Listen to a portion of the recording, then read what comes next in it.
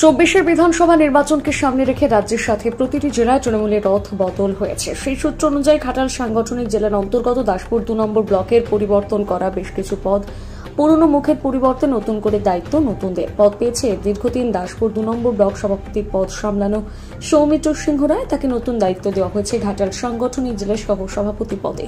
মূলত 24-এর নির্বাচনকে পাখির চোখে দেখতে বিগ নিউজের মুখোমুখি হয়ে কি বললেন নতুন পদে নিযুক্ত সৌমিত্র সিংহ রায়, শুনুন।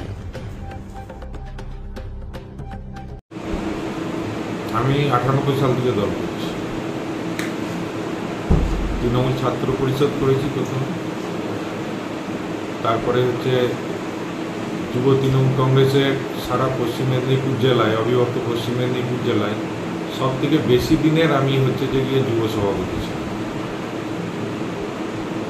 2022 সালের 31 আগস্ট দল আমাকে দায়িত্ব দিয়েছিলেন ব্লক তৃণমূল কংগ্রেসের দাসপুর 2 ব্লকের।